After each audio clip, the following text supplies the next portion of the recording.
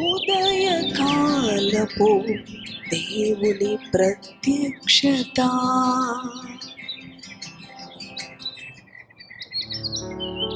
Praise the lord, హల్లెలూయా. ప్రభునందు ప్రియ దేవుని విడలారా, మరి యొక్క ఉదయకాలము దేవుని యొక్క వాక్కు మనకు అనుగ్రహించబడింది.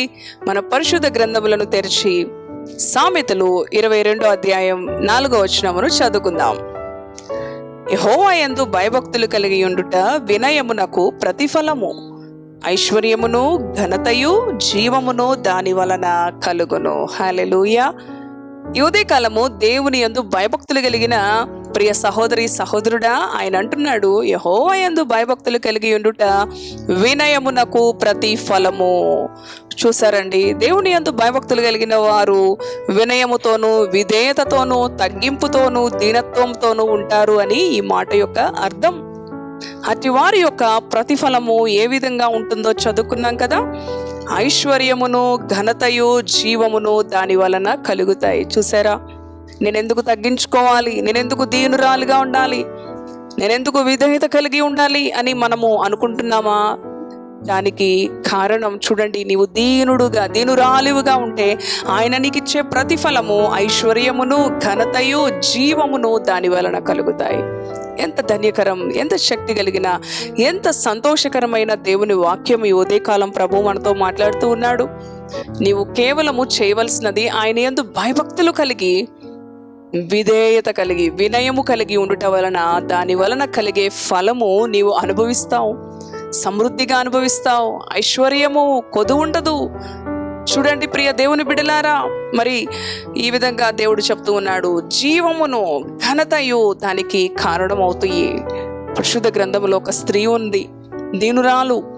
మరి తన యొక్క భర్తను కోల్పోయింది, తన సర్వస్వాన్ని కోల్పోయినప్పటికీ కూడా దేవుని నమ్మింది. దేవుని యందు విధేయత కలిగి వినయముతో ఉన్న విధానాన్ని బట్టి దేవుడు ఆమెకి ఇచ్చిన ప్రతిఫలము ఎంత ఆశీర్వాదకరముగా, ఎంత ఘనతకు కారణముగా, ఎంత జీవమునకు కారణముగా ఉన్నవో మనం చూస్తాం. ఆమె ఎవరో కాదు, రూతు మరి నయోమిని అనుసరిస్తుంది, నయోమిని వెంబడిస్తుంది.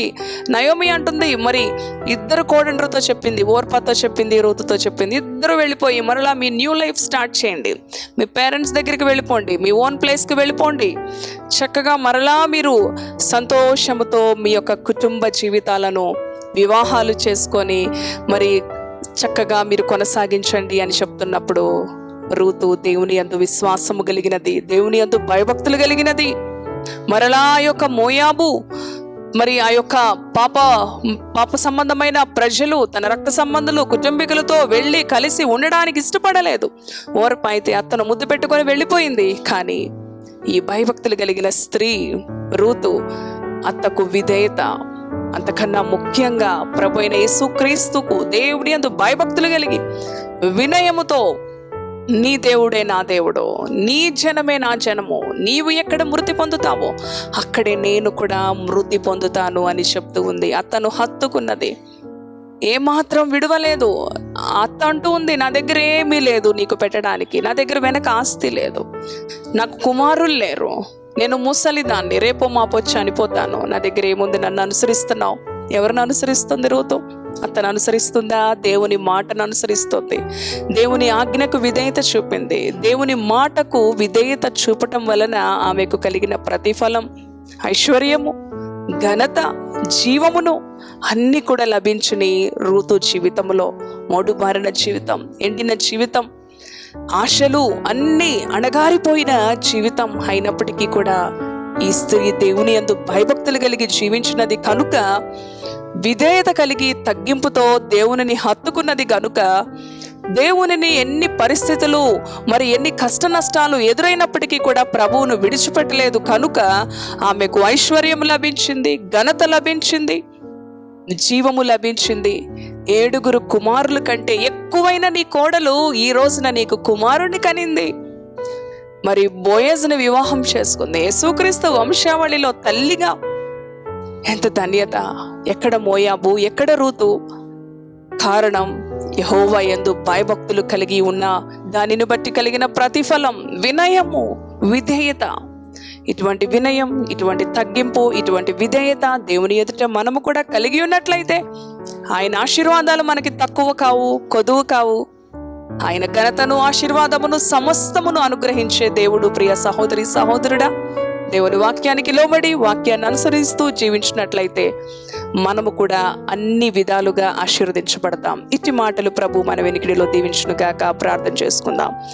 దయగలిగిన తండ్రి, పరిశుద్ధుడా, నీ పరిశుద్ధ నామానికి వందనాలు, స్తుతులు, స్తోత్రాలు, కృతజ్ఞతలు.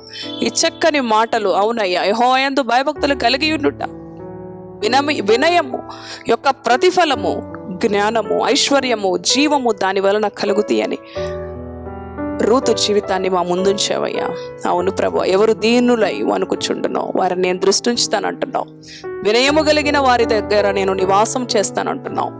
అటువంటి కృప ఈ మాటలు విన్నా మాకందరికీ కూడా అనుగ్రహించమని, బలపరచమని యేసు పరిశుద్ధ నామములో ప్రార్థిస్తున్నాను తండ్రి.